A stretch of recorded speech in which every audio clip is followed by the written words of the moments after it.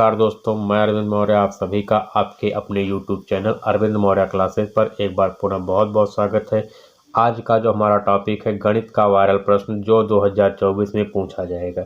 गणित के हम ऐसे प्रश्नों की श्रृंखला लेके आपके लिए लेके आए हैं जिसे अगर आप हल कर लेते हैं तो इस वीडियो के माध्यम से मैं आपको बताना चाहता हूं कि इसमें 10 प्रश्न ऐसे समाहित किए गए हैं जो निश्चित रूप से परीक्षा में पूछे जाएंगे और हर बार जो है अक्सर ऐसे ही प्रश्न आ जाते हैं।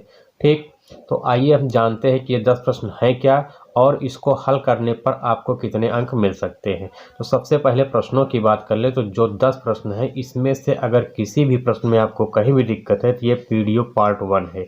तो आप पार्ट 1 प्लस प्रश्न संख्या कमेंट बॉक्स में जाकर लिख दीजिएगा, उसका भी हम एक वीडियो बना देंगे। ठीक, तो फिलहाल पहले यहाँ देखते हैं कि सबसे इम्पॉर्टेंट प्रश्न कौन बन रहे हैं। पहला प्रश्न है आपका 5 माइनस अंडर रूट 3 एक अपरिमेय संख्या है। ये प्रश्न नंबर 1 बन रहा है। समय नहीं लेंगे, कापी कलम आप रेडी रखिए, फटाफट लिखते चलिए। हो सकता है वीडियो आपको साफ ना दिखाई पड़े इसलिए लिखते चलिए। ठीक, दूसरा प्रश्न आपका बनेगा 135 और 225 135 और 225 का HCF अर्थात मासा ज्ञात करना है। तीसरा प्रश्न बन रहा है आपका x square minus 2x minus 8 का शून्य ज्ञात कीजिए। प्रश्न संख्या कौन सी है? तीसरी है। चौथा प्रश्न आपका बन रहा है 5 पेंसिल, ठीक, 5 पेंसिल और 7 कलम का दाम 50 रुपये है, जबकि 7 पेंसिल तथा 5 कलम का दाम 46 रुपये है। तो एक पेंसिल और एक कलम का दाम बताओ। ठीक, क्वेश्चन हम दोबारा रिपीट कर रहे हैं। अगर आप लोग लिख रहे हैं तो कायदे से लिख लीजिए, कहीं भी कोई अक्षर मिस्टेक ना होए, ना ही गलत लिखना है।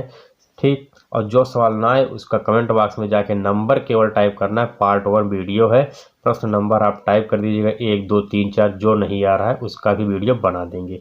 प्रश्न देखते हैं, 5 पेंसिल और 7 कलम का दाम 50 रुपये है, जबकि 7 पेंसिल तथा 5 कलम का दाम 46 रुपये है। तो एक पेंसिल और एक कलम का दाम बताओ।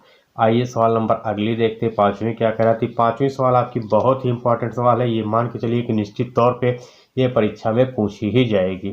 ठीक, एक आयताकार बाग जिसकी लंबाई चौड़ाई से 4 मीटर अधिक है, एक आयताकार बाग जिसकी लंबाई चौड़ाई से 4 मीटर अधिक है, ठीक, का अर्ध परिमाप 36 मीटर है।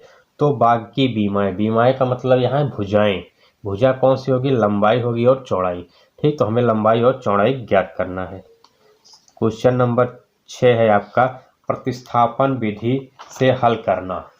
समीकरण दिया है आपके सामने यस माइनस टी बराबर 3। दूसरा समीकरण है यस बटे 3 प्लस यस बटे 2 बराबर 6। ठीक, ये समीकरण है जो आपको हल करना है क्वेश्चन नंबर 6।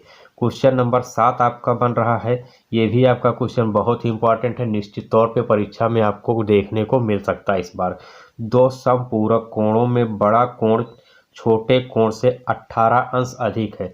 क्या कह रहा है? फिर से देखिएगा, दो समपूरक कोणों में जो बड़ा कोण है छोटे कोण से 18 अंश अधिक है, तो कोण का मान ज्ञात कीजिए।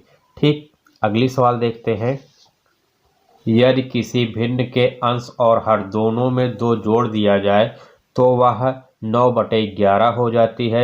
यदि अंश और हर दोनों में 3 जोड़ दिया जाए तो वह कितना हो जाती है? 5/6 हो जाती है। तो वह भिन्न ज्ञात कीजिए। ये सवाल नंबर आपकी 8वीं बन रही है। अब आइए 9वीं सवाल देख लेते हैं, 9वीं और 10वीं।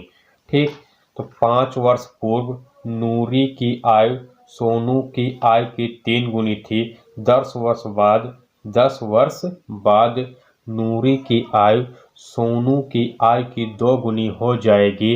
तो नूरी और सोनू की आयु ज्ञात कीजिए। प्रश्न एक बार फिर से रिपीट कर रहे हैं, ध्यान से देखिए। अगर लिख रहे हैं तो अच्छी बात है, आपके पेपर में बहुत ही मददगार होने वाली हैं सवालें।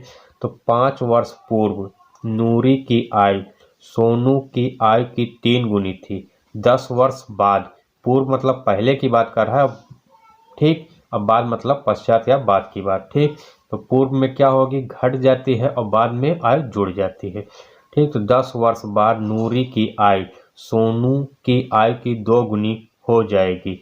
नूरी और सोनू की वर्तमान आयु ज्ञात कीजिए। प्रश्न नंबर लास्ट और 10वां है विलोपन विधि से हल करना।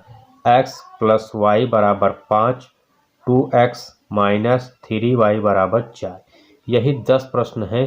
ये 10 प्रश्न अगर आप हल कर लेते हैं तो निश्चित रूप में आपको परीक्षा में अच्छे अंक प्राप्त हो जाएंगे। ये पार्ट 1 वीडियो था। पार्ट 2 और पार्ट 3 दो वीडियो और बनाएंगे और दोनों में ही 10-10 प्रश्न रखेंगे। ठीक, कुल मिला के आप अगर 30 प्रश्न हल कर लेते हैं तो गणित में आप अधिकतम अंक प्राप्त कर सकते हैं।